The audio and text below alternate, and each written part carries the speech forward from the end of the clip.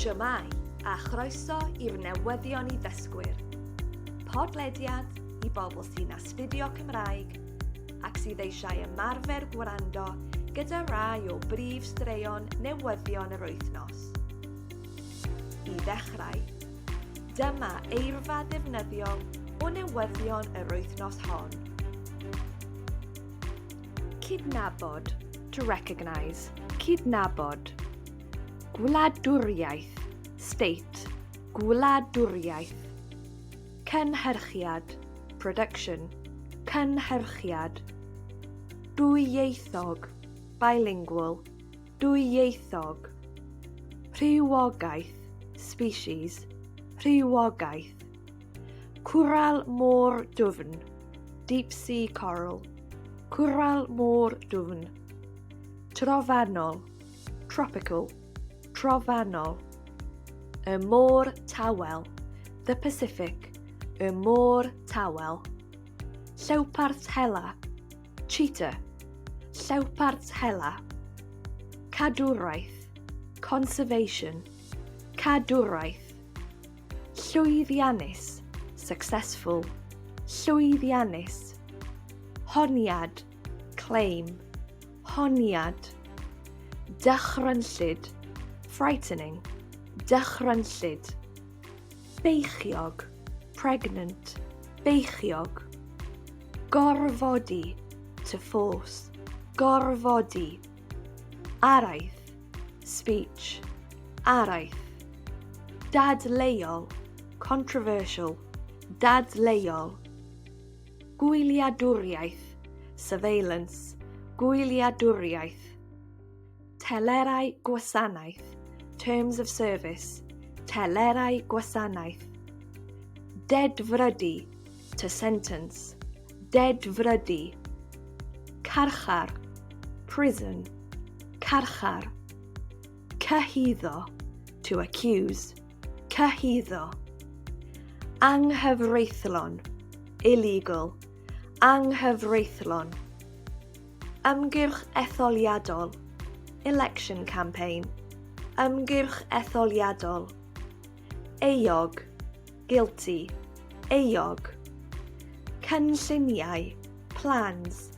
Cynlluniau. Ymwybyddiaeth, awareness. Ymwybyddiaeth. Nawr, dyma brif straeon newyddion yr wythnos hon. Dydd Llun, yr ail ar 20 o Fedi. Roedd y newyddion ddydd Llun yn canolbwyntio'n bennaf ar gyhoeddiad Sir Keir Starmer ddydd Sul yn cydnabod gwladwriaeth Palestina. Mewn fideo, esboniodd y rhesymau dros wneud hynny. Ddydd Sul a dydd Llun gwlaeth 9 gwlad arall hefyd gydnabod gwladwriaeth Palestina. Mae cyffro wedi bod yn y cyfryngau am gynhyrchiad gan Theatr Cymru, Romeo a Juliet. Mae'r cynhyrchiad yn ddwyieithog, yn Gymraeg a Saesneg. Mae'r teulu Montague yn siarad Cymraeg, a'r Capulets yn siarad Saesneg. Bydd y ddrama'n cael ei pherfformio o gwmpas Cymru ac hefyd yn Llundain, gyda'r taith yn dechrau yr wythnos nesaf. Dydd Mawrth, y 3 ar 20 o Fedi. Nawr am ychydig o newyddion o fyd yr anifeiliaid. Mae rhywogaeth newydd sy'n byw mewn cwrel môr dwfn wedi cael ei darganfod yng ngorllewin trofannol y Môr Tawel. Mae'r rhywogaeth yn edrych yn ddiddorol iawn, achos mae'n flewog iawn. Oherwydd hyn, mae ymchwilwyr wedi enwi'r rhywogaeth ar ôl y cymeriad Star Wars Chewbacca. Enw gwyddonol yr anifail felly yw Irid o Gorja Chewbacca. Ar ôl haf o gael ei diogelu a'i gwarchod, Mae 6 o gybiau bach llewpart hela wedi cael ei groesawu i Sŵ Richmond yn yr Unol Daleithiau. Mae raglen cadwraeth llwyddiannus iawn gyda'r sŵ, ac mae'r cybiau annwyl wedi bod yn gwneud ymwelwyr i'r sŵ yn hapus iawn dros y dyddiau diwethaf.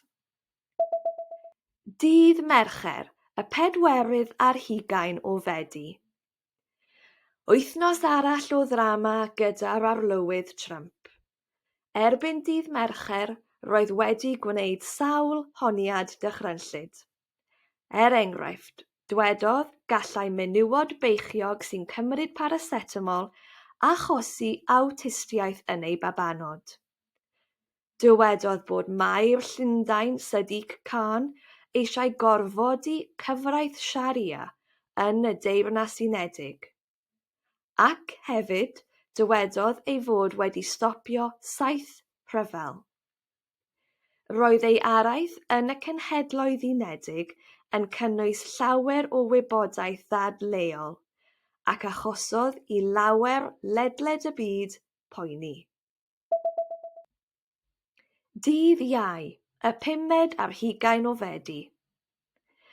Clywon ni fod Microsoft wedi stopio mynediad milwrol Israel i dechnoleg gwyliadwriaeth. Defnyddiodd Israel y dechnoleg i gasglu miliynau o alwadau ffôn sifiliaid Palesteinaidd. Dywedodd Microsoft wrth swyddogion Israel ei bod nhw wedi torri telerau gwasanaeth y cwmni.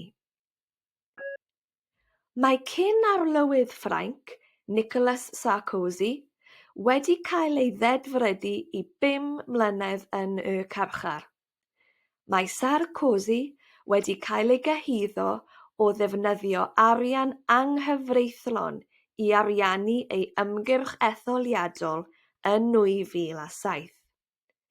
Mae'r llys yn dweud ei fod yn euog a'i bod wedi derbyn miliynau o euros oddi wrth y cyrnol Gaddafi. Dydd Gwener, y 26 o Fedi. Daeth newyddion gan y Llywodraeth y bydd angen ID digidol mwyn gweithio yn y Deyrnas Unedig yn y dyfodol. Mae hyn yn rhan o gynlluniau newydd i geisio delio â'r nifer o bobl sy'n gweithio'n anghyfreithlon yn y wlad. Mae'r newyddion wedi cael ymateb cymysg iawn. Ar y 26 o Fedi, mae diwrnod ieithoedd Ewrop yn cael ei ddathlu. Eleni mae'r dathliad yn 25 mlwydd oed. Nod y diwrnod yw codi ymwybyddiaeth o'r gwahanol ieithoedd a ddiwylliannau sydd yn Ewrop.